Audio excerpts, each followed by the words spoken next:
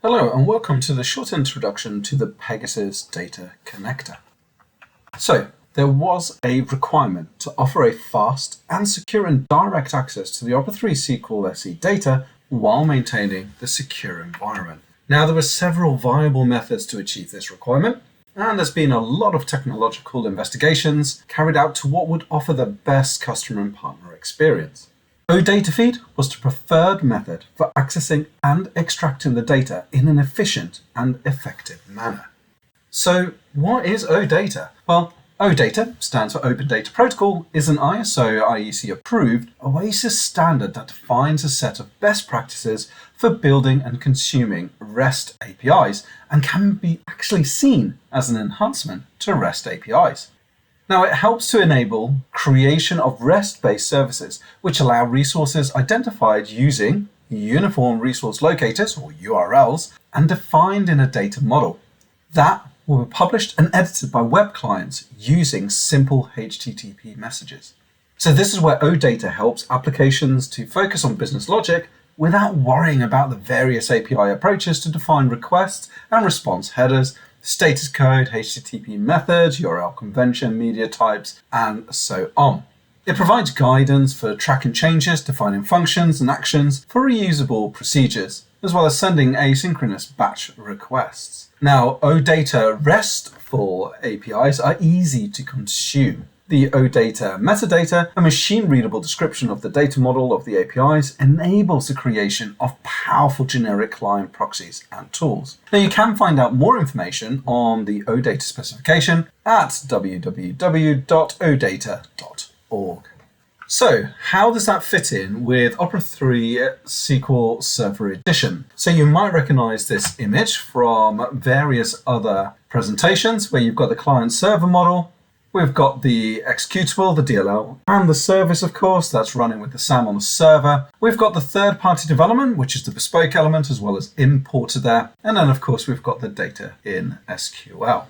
With the introduction of the data connector, well, we're going to add another element to the diagram. We've got the data connector there, which, via the web server with an SE connector, provides services and code. Now, the client-server model is a distributed application structure and allocates tasks and workload between the server and the client computers. The TPD and importer are the mechanisms by which external data is written back into Opera 3 SQL SE.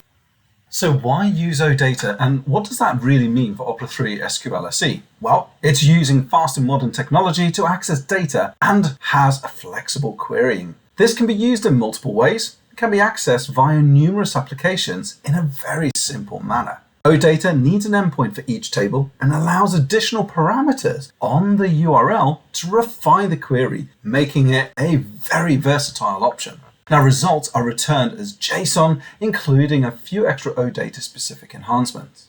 Remember, JSON is really seen as replacing the XML as the standard format for data transfer online.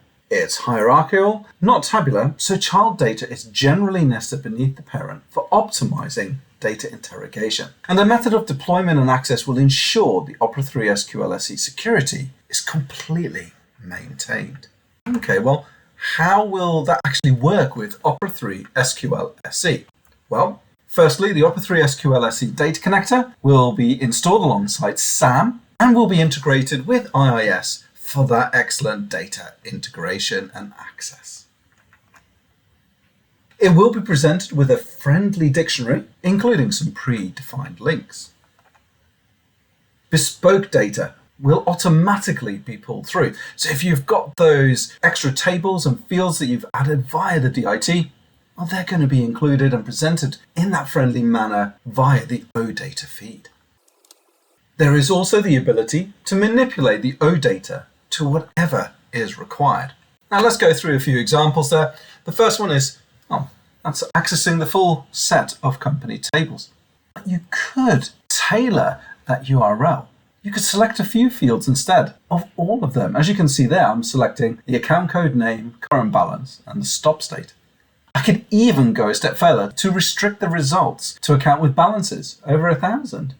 And I can go even further than that. I can then include ordering it by descending order based on the balance.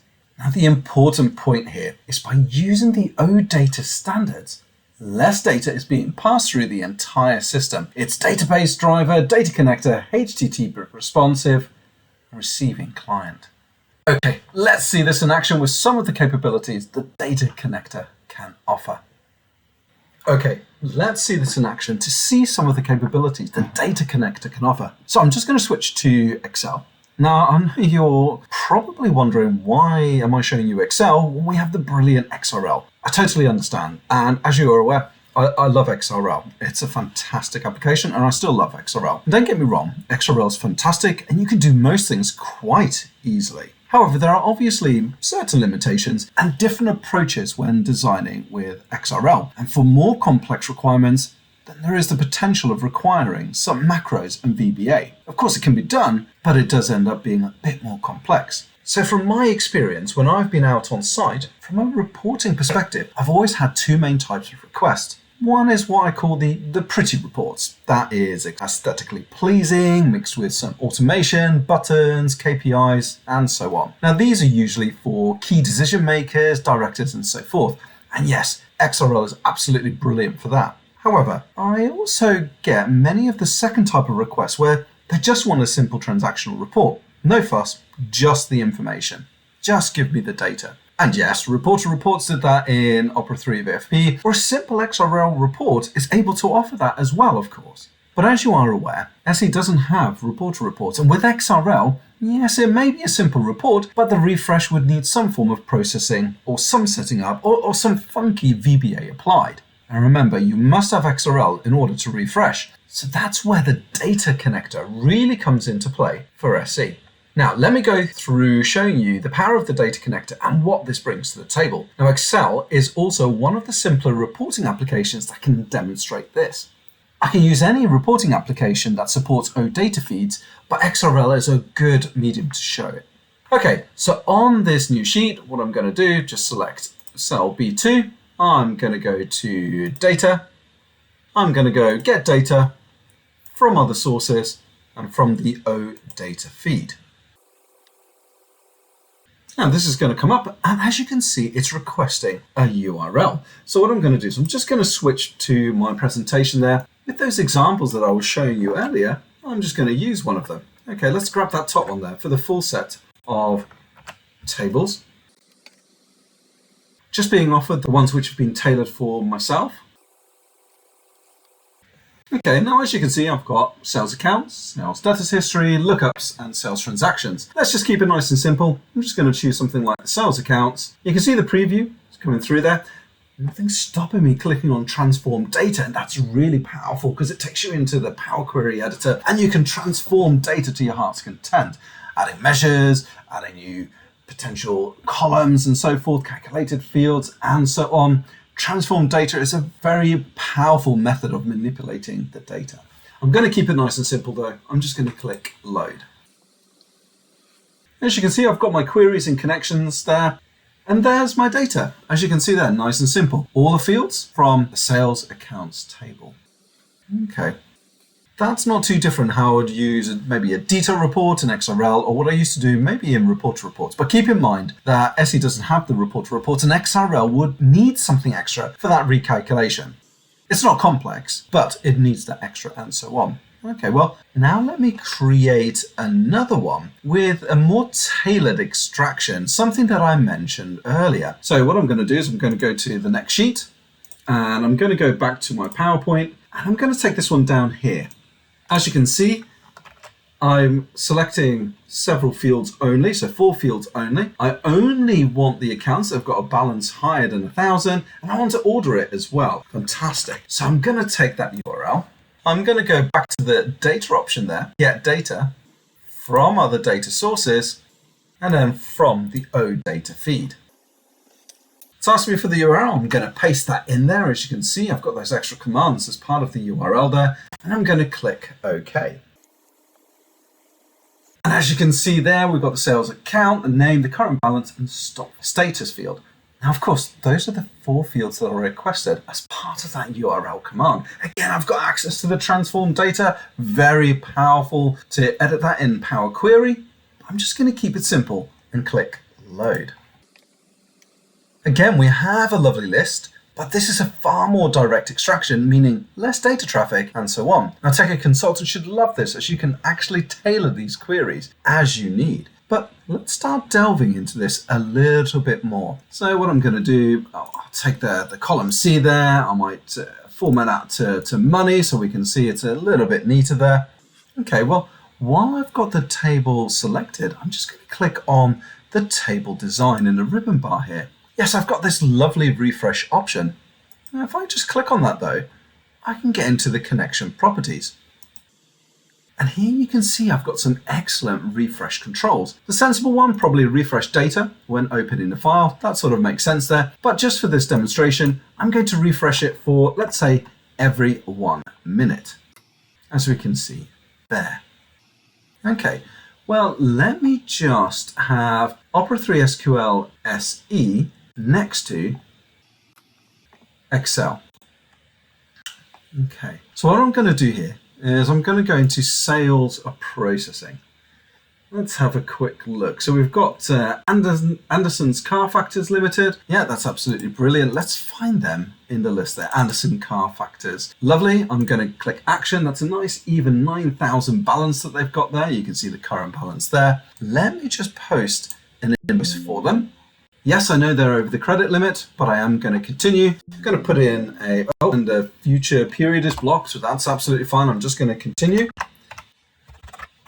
I'm happy with that. I'm going to put in let's say a transaction value of £2,400. I'm going to click OK on that. Yes, it's warning me about that sales period. Again, that's fine. Any analysis code. And I'm going to just add the goods value in here. Okay, lovely. Of course, let's keep that nice and simple, 2,400. I'll do it as 0 rated, that will do. And let's post that. Are you sure you want to post the invoice? Yep, I do. It's warning me, customers over credit limit, that's absolutely fine. Now you can see that the current balance has changed to 11,400. I'm not going to touch the machine now, so just keep an eye on that table that we've got there. The Anderson Car Factors is still sitting at £9,000, but of course I have set the refresh up so that it will refresh every 1 minute, and of course it's using that live OData feed. And as you can see there, the Anderson Car Factors has automatically updated to the £11,400. Now, I do appreciate that XRL can have a refresh button, you can have some VBA, a recalc, or you can even right mouse click and recalc, a level of automation with scheduled automatic refreshes, with the magic of VBA, and so on. But I'm sure you would agree, ticking a few boxes is far simpler and easier. It's fast, it's effective, it's efficient, simple to refresh, and automatic calculation stays on. There's no need for an XRL login either. And remember, this is all with the security model linked to the Opera user permissions. So hopefully you can start to see the power of what is on offer here. And voila, I've been chatting away, but that report has just updated. All securely and efficiently using the data connector with Excel. Okay, so let's go a step further. Now we can use pretty much any reporting apps that will support OData feeds. And I'm sure most of you will agree that Power BI is one of the more popular solutions, not only for its reporting and dashboard capabilities, but also for its seamless integration with the Power family. So things such as Power Apps, Power Automation, and so on. So let's have a very brief look at Power BI. So let me just launch that.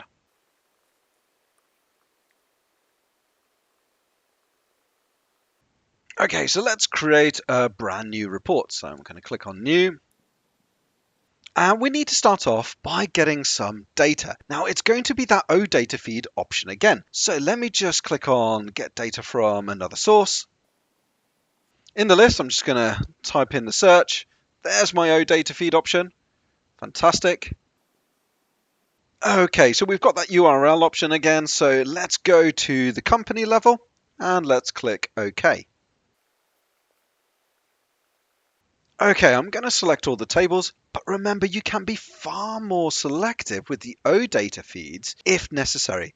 That could really help with reducing the amount of data modeling required. However, let's keep it nice and simple. We've selected all the table, and we can go into that transform data again and go into the Power Query Editor, do a lot of manipulation, and of course, there is an element of data modeling control that you have there as well. In most cases, you do want to spend some time with the data modeling, but remember, it's already got the friendly names and it's got some appropriate direct links. I mean, I'll ensure that the main tables are linked together appropriately, but that information in terms of the friendly nature, the friendly tables, the friendly field names, it's all there via the OData feed. Okay, so I'm just going to click load and start the design process.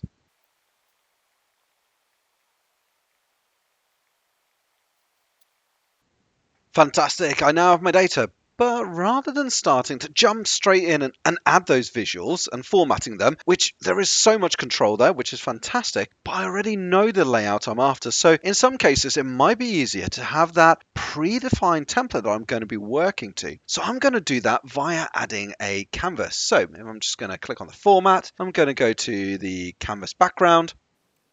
Let me just choose one. I'll just go to my desktop there. We'll go for, well, blue, green. I'll go for blue at this moment in time. Fantastic. I'm going to set the transparency down to 0 there, and I'm going to set it to fit.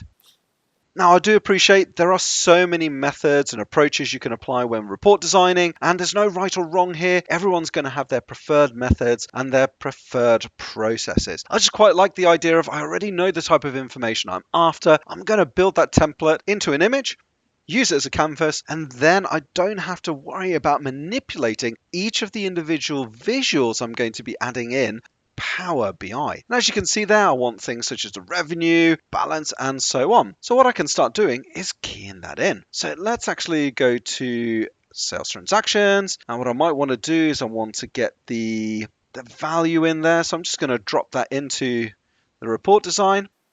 I've got the value there.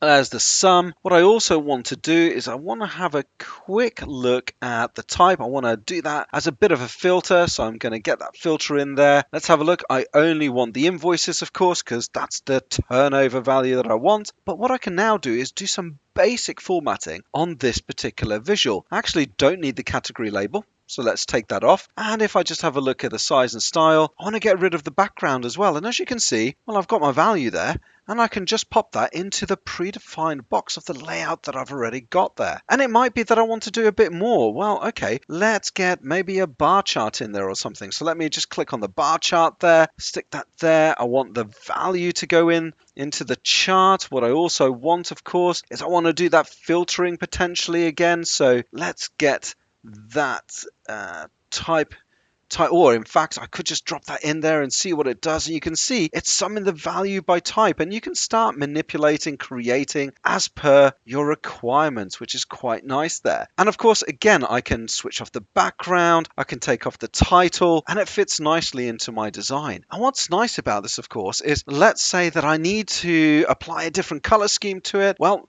I could have some predefined ones for that. So maybe people struggle with the blue color and they want something different. Okay, well, let's get rid of that. You can see the visuals stay there, which is brilliant. Well, the visuals look a bit confusing now because it's just some random bits of information there. But if I just choose something like the green one, or even the sort of the mini pink one here, click that, add that in, fit it to the screen. You can see you can start designing these reports and these dashboards very, very quickly. Okay, well, I'm not here to demo designing in Power BI because I'm sure you are all experts already. So let me switch to one that I've created and published earlier. So if I just go to my desktop, I'm going to launch the sales report that I created earlier.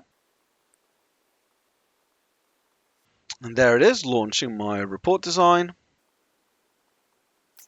Now, as you can see, it's a very similar concept. Now, of course, with this Power BI design, I've actually set up alerts as well, because you can create alerts with Power BI, which is a great tool built into the application. And what it can also handle is automatic refreshes as well. So I've set them up to be scheduled, so it will refresh the data on a daily basis. Remember, this can all be extended into Power Automate, Power Apps, and its Power Family integration.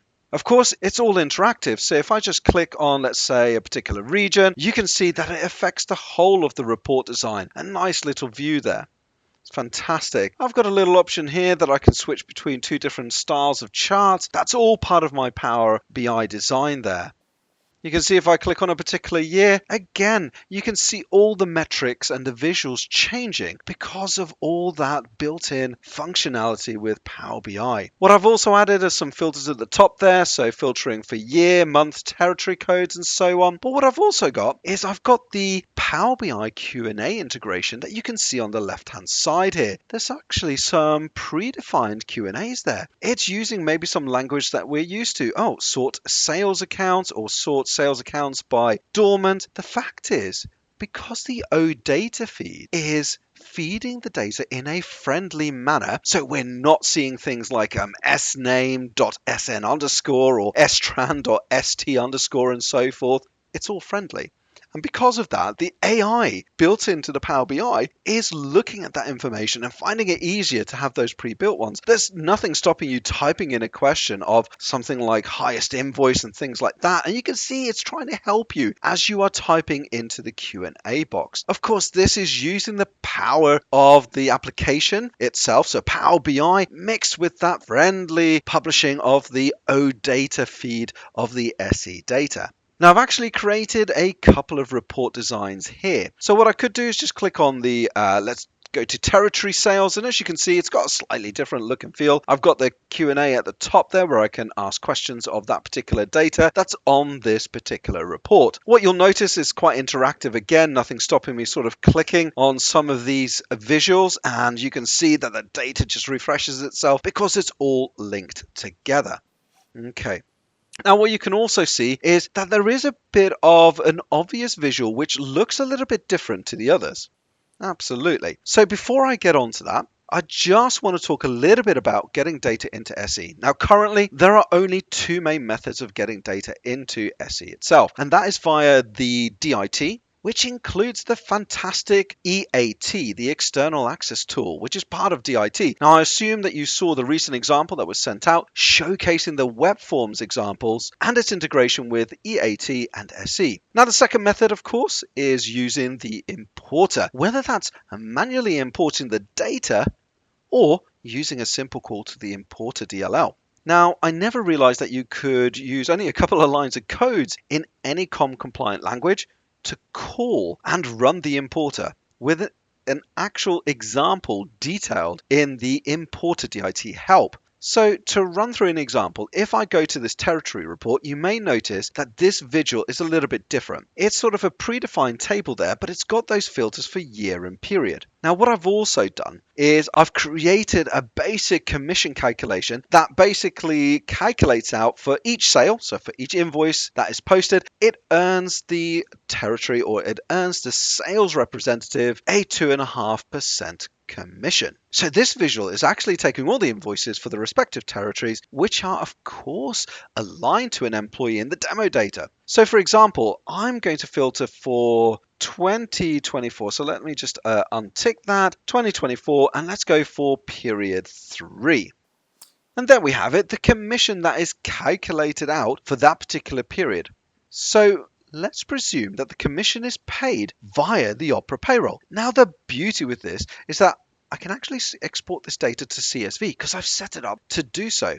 So let's actually do that on the table. I'm going to click on the ellipse button. I'm going to select to export the data. I'm going to choose summarize data, and of course from the drop down I am going to choose CSV because that is the supported format for us, and I'm just going to click export. Now you can see that's exported successfully. Let's just quickly open that up so you can actually see what it's produced there. I have aligned the territories with the employee codes as appropriate because there is a link between the two. You will be able to see that of course in the demonstration data. This is just a very simple example. You can see you've got your employee references there. I've predefined the payment code there, and you've got the sum of the commission. Fantastic. I've then also created a simple executable from the example code that I took from the importer help and in regards to setting it up for payroll timesheets. Now I've also set it up to run a scheduled task. So if I go into the scheduler and go to Pegasus, and there we go, commission. That's the little scheduled task I've set up to run the executable that I created. What I'm going to do is I'm actually going to force to run it right now. That's going to go away, run those couple of lines of code that I turned into an executable, of course, and what it's going to do is call the importer, grab that exported CSV file, and then place it into Opera SE. Okay, fantastic. Let me just open up Opera SE. I'm going to log in. Okay, fantastic. Let me just go to the payroll. Let me go to processing. If I just switch back to my dashboard there, who shall we check? Oh, what about 3020? They got a commission of £509. That's quite nice. Let's just go in there. I'm going to find my employee, 3020. Let's go to my payments and deductions. And there you have it. There's my £509 commission imported, ready to be paid for that sales representative. So I do appreciate that this is a very, very basic example using the importer, and I also understand that the importer is limited to what it can import. However, this is an area that is currently under further investigation into extending the capabilities of the importer. So I think you will agree that this is a real big positive step forward. Thank you for taking the time to watch this short demonstration.